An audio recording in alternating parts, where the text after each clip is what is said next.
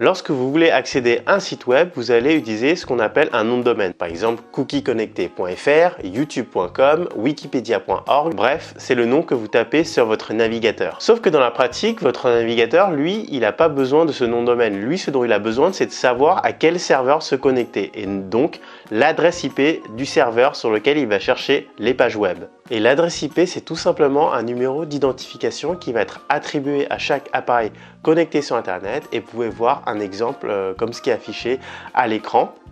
Et c'est tout simplement une suite de caractères numériques. Le truc, c'est que pour nous, les adresses IP, ça ne veut rien dire. Donc, ce serait un peu compliqué de taper des adresses IP dans le navigateur. Nous, ce qu'on retient, c'est des noms de langage courant, donc les noms de domaine, alors que le navigateur, il a besoin de l'adresse IP. Et c'est là qu'intervient le DNS ou Domain Name System, qui est en fait l'action de traduire les noms de domaine en adresse IP. La résolution des noms de domaine, c'est tout simplement la corrélation entre ces noms de domaine et les adresses IP.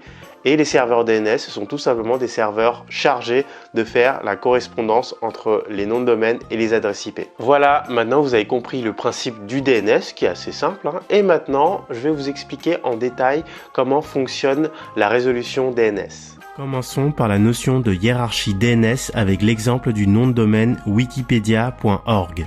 Le système des noms de domaine est en fait une hiérarchie dont le sommet est appelé la racine, représentée par un point. Pour information, ce point n'apparaît pas dans les adresses de sites web qu'on utilise sur Internet, mais c'est bien le niveau le plus haut de la hiérarchie DNS. Les domaines se trouvant immédiatement en dessous de la racine sont appelés domaines de premier niveau, comme par exemple .fr, .com, .org, .gouv, etc. Dans un nom de domaine, les domaines successifs sont séparés par un point, les noms de domaine supérieurs étant à droite. Il est possible d'avoir plusieurs sous-domaines ainsi qu'une délégation, c'est-à-dire une indication que les informations de ce sous-domaine sont enregistrées sur un autre serveur.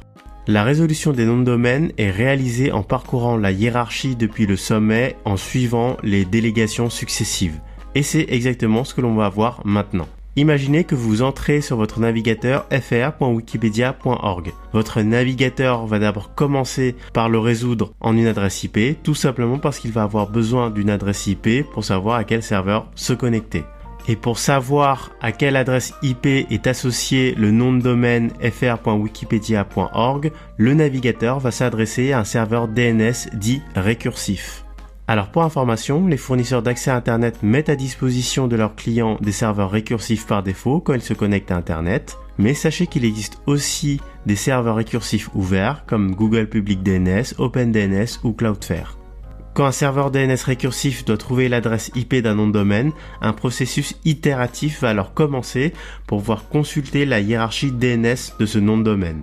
Le serveur DNS récursif va d'abord demander au serveur DNS racine quels sont les serveurs qui peuvent lui répondre pour le domaine org. Le serveur DNS org va ensuite indiquer quels sont les serveurs qui connaissent l'information pour la zone wikipedia.org. Et ensuite, ce dernier serveur DNS donnera l'adresse IP du serveur hébergeant fr.wikipedia.org. En effet, le serveur DNS wikipedia.org connaît déjà l'adresse IP du serveur hébergeant le sous-domaine français, donc fr.wikipedia.org, et il peut donc lui donner directement l'adresse IP de ce dernier. Et une fois que vous avez l'adresse IP de ce domaine, vous pouvez y accéder et c'est comme ça que votre navigateur va vous afficher la page demandée. Voilà, cette vidéo est finie. J'espère qu'elle vous a plu. J'espère qu'elle vous a aidé à comprendre le DNS.